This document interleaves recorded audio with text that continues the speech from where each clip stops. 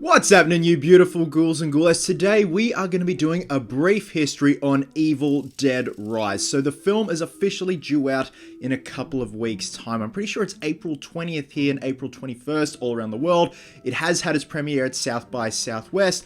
I may or may not have seen the film back in February, but we're not going to talk about that because I'm under embargo. So I just want to talk about it regardless. So this is essentially like everything you need to know, the lead up, the build up, the history, the development hell it has gone through to get to the final film that we're about to see. So just a few fun facts here and there, and also just to get you jonesing for the film's release. Now initially when the film was coming out, I thought it was a direct sequel to the 2013 Evil Dead remake by Fede Alvarez. Apparently this isn't the case, and I will go into that in the development hell portion of this video, but it loosely sort of is, but at the same time it's an anthology film that takes place in the world the Necronomicon and Deadites. So at the South by Southwest premiere back in 2013, director Fede Alvarez announced that his Evil Dead 2013 remake was indeed a remake of Evil Dead 1981, and that they will be doing a sequel. In addition, Sam Raimi confirmed plans to write Evil Dead 4 with his brother Ivan Raimi, and it was later specified that the film would be a sequel to Army of Darkness. So at this point already, right off the bat, it's all over the place. Fast forward to a panel at WonderCon in March of 2013, Bruce Campbell and Alvarez stated that their ultimate plan was for Alvarez's Evil Dead 2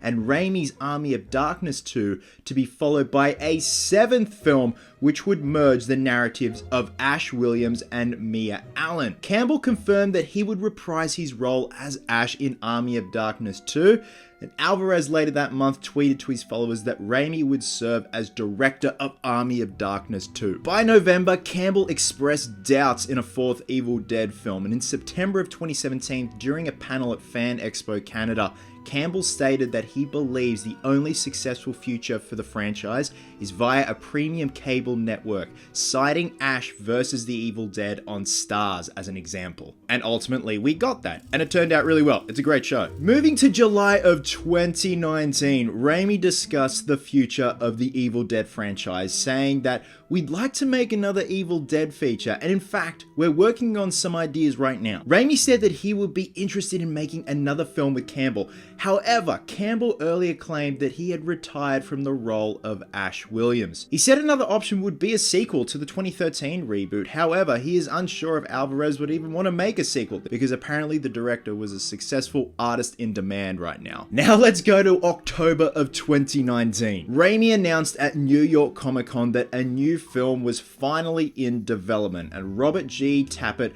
was set to produce, while Raimi and Campbell served as executive producers only, all under their Ghost House Pictures banner.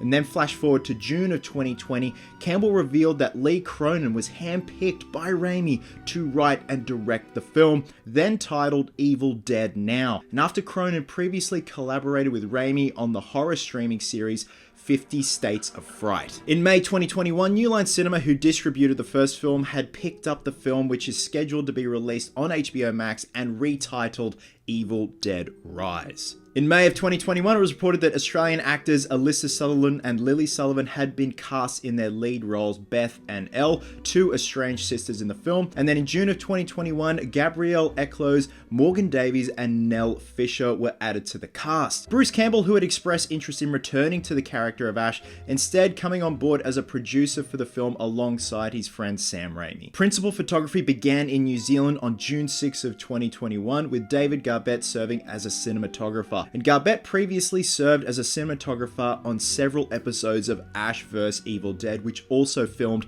over in New Zealand. On July 14th of 2021, Cronin revealed that filming was officially halfway done, and filming officially wrapped on October 27th of 2021, and Cronin stated the film used over 6,500 liters, or that's 1,717 gallons of fake blood. Trust me, they're not wrong. Now, this is the second film in the Evil Dead series to be shot in 2391, and the first in the series to be filmed in Panavision or anamorphic. Previous installment Evil Dead 2013 was filmed in 2391 using spherical lenses, while the original trilogy was shot in spherical 1:851 aspect ratio. Now, some of the practical special effects for Evil Dead Rise were handled by the famous Odd Studios, who are based here in Sydney. I've had the the pleasure of doing some work with them. Now, if the name doesn't sound familiar, they've actually won an Oscar for makeup in Mad Max Fury Road. The Necronomicon will feature in this film, but has a nice new design this time around, bound by old leathered flesh with a sharp teeth adorned spine. Director Lee Cronin went on to say in regards to the appearance of the book in Evil Dead Rise,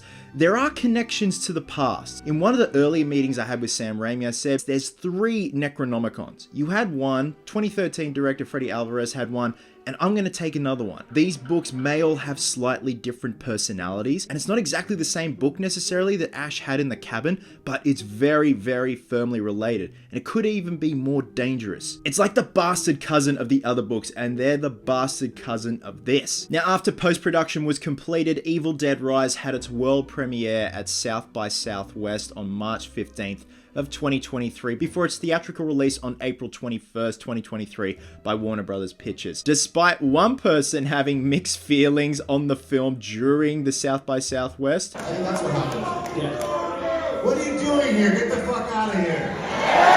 Apart from that, the general response was overwhelmingly good. Now, one interesting thing, the film was originally set for a streaming-only release on HBO Max, like I said at the beginning of this video, but was switched to a theatrical release in August of 2022 as part of the restructuring plan for film distribution at Warner Brothers. That would see the studio relying less on HBO Max only releases and more on theatrical releases. The film currently holds a 96% on Rotten Tomatoes from 25 critics with an average rating of 7.5 out of 10. The website's consensus reads, offering just about everything a longtime fan could hope for while still managing to carry the franchise forward. Evil Dead Rise is all kinds of groovy, indicating generally favorable reviews. So the general word is people are loving this film. Obviously, I can't say shit until a certain date, but a very interesting thing. After the reviews from South by Southwest, Sam Raimi tweeted this to Bruce Campbell with this exact caption. Hit the gym, lardass. So could this mean we're getting Bruce back as Ash? Who knows? Depending on how this goes box office wise, I think it'll kill it.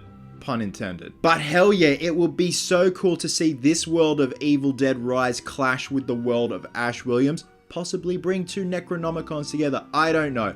Either way, ghouls and ghoulettes, thank you so much for listening to me ramble on. I'm very excited about this film. I'm very excited for you guys to see this film. Wherever you are in the world, please have yourselves an absolute cracker of a day. I hope you all. Hope you're happy. Be merry, be silly. And until next time, ghouls and ghoulettes, please always remember, cosplayers are groovy.